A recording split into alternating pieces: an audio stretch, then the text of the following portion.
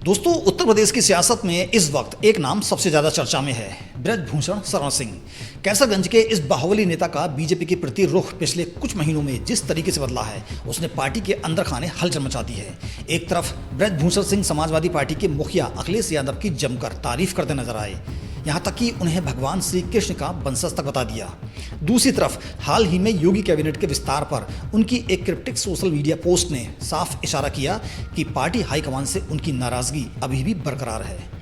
सवाल यह है कि क्या यह 2027 के यूपी विधानसभा चुनाव से पहले पाला बदलने की तैयारी है? क्या यह बीजेपी के भीतर एक तरीके की बगावत है, या फिर ब्रजभूषण सिंह अपने लिए सियासत की एक नई ज़मीन, एक नई पिच तैयार कर रहे हैं? इससे पहले कि हम मौजूदा विवाद में जाएं, जरा ब्रजभूषण शरण सिंह के सियासी कद को समझ लेते हैं। गोंडा जिले की कैसरगंज सीट से ब्रजभूषण सिंह लंबे समय तक सांसद रहे हैं। यूपी की राजनीति में उन्हें ठाकुर बरादरी के एक बड़े और दबंग चेहरे के तौर पर देखा जाता है। कुश्ती महासंघ के अध्यक्ष रहते हुए महिला पहलवानों ने उन पर यौन शोषण के गंभीर आरोप लगाए थे, जिसके बाद यह मामला काफी लंबे समय तक सुर्खियों में रहा। इन्हीं आरोपों की आंच में बीजेपी ने पिछले लोकसभा चुनाव में कैसरगंज सीट से ब्रजभूषण सिंह का टिकट काट दिया था और उनकी जगह उनके बेटे कर्णभूषण सिंह को टिकट दिया गया। कर्णभूषण सिंह यह चुनाव जीतकर सांसद तो बन गए, लेकिन कहा जाता है कि तभी से ब्रजभूषण सिंह के मन में पार्टी को लेकर एक तरीके की कसक बनी हुई है। उन्होंने खुद यह ऐलान भी कर रखा है कि वे 2029 का लोकसभा चुनाव लड़ेंगे, यानी सियासत से संन्यास का उनका कोई इरादा नहीं है। अब बात करते हैं उस बयान की जिसने सबसे ज़्यादा हलचल मचाई।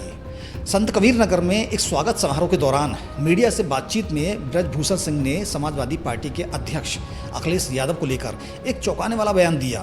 उन्होंने कहा कि अखिलेश यादव एक धार्मिक व्यक्ति हैं और वे भगवान श्री कृष्ण के वंशज हैं। ब्रजभूषण सिंह ने यह भी जोड़ा कि अखिलेश यादव के पिता सपा के संस्थापक मुलायम सिंह यादव हनुमान जी के परम भक्त थे। ब्रजभूषण सिंह ने आगे कहा कि अखिलेश यादव धर्म विरोधी बिल्कुल नहीं है, बल्कि उन्होंने हाल ही में एक बहुत भव्य मंदिर भी बनवाया है। इस बयान की सबसे दिलचस्प लाइन यह रही कि ब्रजभूषण सिंह ने कहा कि अखिलेश यादव जो कुछ भी करते हैं या बोलते हैं वह परिस्थितियों की मजबूरी की वजह से करते हैं, किसी धर्म विरोधी सोच की वजह से नहीं। यानी सीधे शब्दों में कहें तो ब्रजभूषण सिंह अखिलेश यादव के लिए एक तरह की सफाई पेश करते नजर आए। अब जरा सोचिए, एक बीजेपी नेता जो हमेशा हिंदुत्व और राष्ट्रवाद की राजनीति का पुरजोर समर्थक रहा है, वह विपक्षी दल के सबसे बड़े नेता की इतनी खुले दिल से तारीफ करे, उसे धार्मिक व्यक्ति बताए, यहाँ तक कि पौराणिक वंशाली से जोड़ दे, यह अपने आप में यूपी की राजनीति में एक असाधारण घटना है। यही वजह रही कि यह बयान बहुत तेजी से वायरल हुआ और सियासी गलियारों में इसके कई मायने निकाले जाने लगे। राजनीतिक विश्लेषकों का एक तबका इसे विशुद्ध रूप से ब्रजभूषण सिंह की अपनी शैली मानता है। वे अक्सर विवाक और अप्रत्याशित बयान देने के लिए जाने जाते हैं, लेकिन दूसरा तबका इसे बीजेपी से उनकी बढ़ती दूरी और सपा की तरफ झुकाव के संकेत के तौर पर देखता है।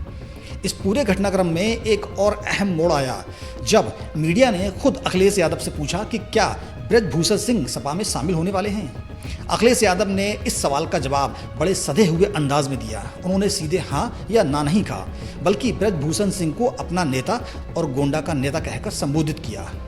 यह जवाब अपने आप में बहुत मायने रखता है। अगर अखिलेश यादव सीधे इनकार कर देते तो अटकलों पर विराम लग जाता, लेकिन उन्होंने जिस तरह ब्रजभूषण सिंह को अपनापन दिखाते हुए जवाब दिया, उससे यह कयास और मजबूत हुए कि सपा दरवाजे बंद नहीं कर रही है, बल्कि एक तरीके से हल्का निमंत्रण भी दे रही है। इससे पहले एक और घटना ने इन अटकलों को हवा दी थी, जब बीजेपी विधायक अनुपमा जायसवाल, जो सपा के विरोध में प्रदर्शन के दौरान जल गई थीं, उनसे मिलने अखिलेश यादव खुद अस्पताल पहुंचे थे। ब्रजभूषण सिंह ने अखिलेश के इस कद की जमकर तारीफ की थी और इसे उनका बड़प्पन बताया था। यानी यह कोई इकलौता बयान नहीं था, बल्कि ब्रजभूषण सिंह की तरफ से अखिलेश यादव के प्रति नरमी और सम्मान का यह सिलसिला कुछ समय से चल रहा था। अब सवाल ये उठता है कि आखिर ब्रजभूषण सिंह बीजेपी से इतने असहज क्यों नजर आ रहे हैं। इसे समझने के लिए हमें कुछ और घटनाओं पर नजर डालनी होगी। पहली बात, ब्रजभूषण सिंह ने खुद सार्वजनिक तौर पर यह कह दिया है कि अगर वे पार्टी पर बोझ लगते हैं तो एक बार साफ कह दिए जाए कि उनकी ज़रूरत नहीं है। यह कोई मामूली बयान नहीं है। किसी वरिष्ठ नेता का इस तरह खुलेआम यह कहना कि पार्टी उन्हें बोझ समझ रही है, अपने आप में गहरी नाराज़गी का संकेत है। दूसरी बात, ब्रजभूषण सिंह बीजेपी के कार्यक्रमों में लगातार कम नजर आ रहे हैं। इसके उलट वे इन दिनों क्षत्रिय समाज यानी ठाकुर बरादरी के कार्यक्रमों में ज़्यादा सक्रिय दिखाई दे रहे हैं। यह अपने आप में एक रणनीतिक संकेत माना जा रहा है कि वह अपने जातीय आधार को मजबूत कर रहे हैं, चाहे वे किसी भी पार्टी में हों। तीसरी और सबसे ताज़ा घटना है योगी कैबिनेट के विस्तार से जुड़ी। हाल ही में जब योगी आदित्यनाथ की सरकार ने अपने मंत्रिमंडल का विस्तार किया तो 8 नेताओं ने मंत्री पद की शपथ ली, लेकिन इन 8 नामों में से एक भी ठाकुर चेहरा शामिल नहीं था।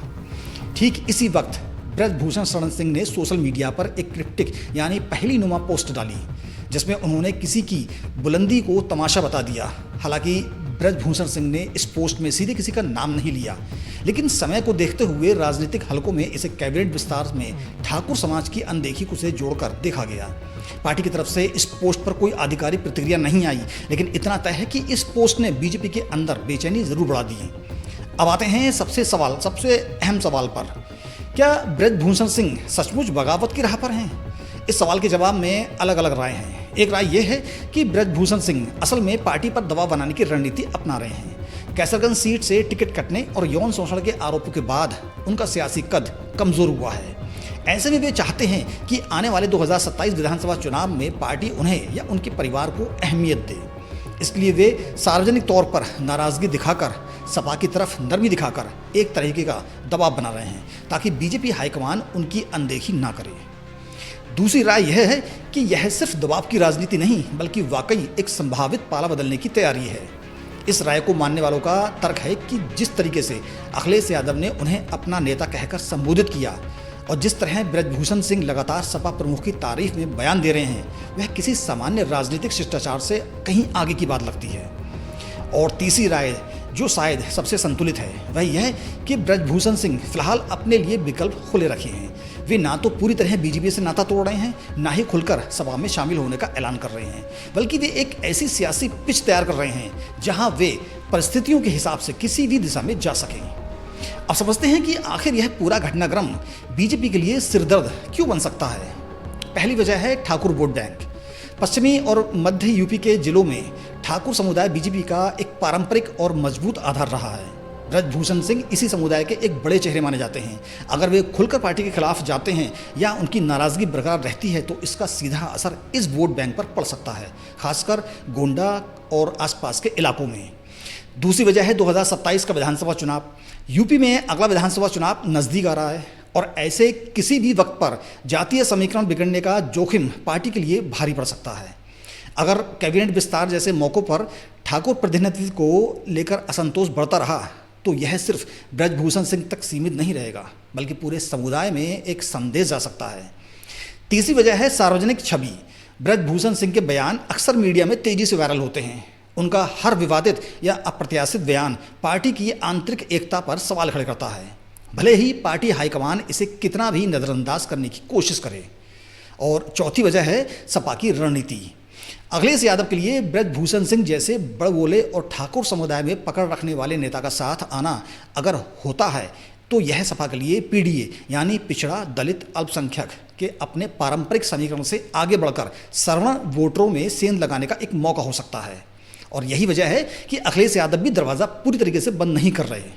तो कुल मिलाकर स्थिति यह है कि ब्रजभूषण शरण सिंह का सुर बदला है, इसमें कोई दो राय नहीं, लेकिन यह बदलाव बगावत है, दबाव की रणनीति है या फिर 2027 से पहले एक नई सियासी पिच तैयार करने की कोई कोशिश है, इसका साफ जवाब फिलहाल किसी के पास नहीं है। ना पार्टी के पास, ना विश्लेषकों के पास और शायद खुद ब्रजभूषण सिंह के पास भी नहीं। लेकिन इतना तय है कि उनका हर बयान, हर पोस्ट अब बारीकी से पढ़ा और परखा जा रहा है। बीजेपी के लिए यह एक ऐसी स्थिति है जिसे वह ना तो पूरी तरीके से नज़रअंदाज कर सकती है और ना ही खुलकर स्वीकार। दूसरी तरफ सपा भी ब्रजभूषण सिंह को लेकर सधे हुए नपे तोले बयान दे रही है, ना हाँ ना ना।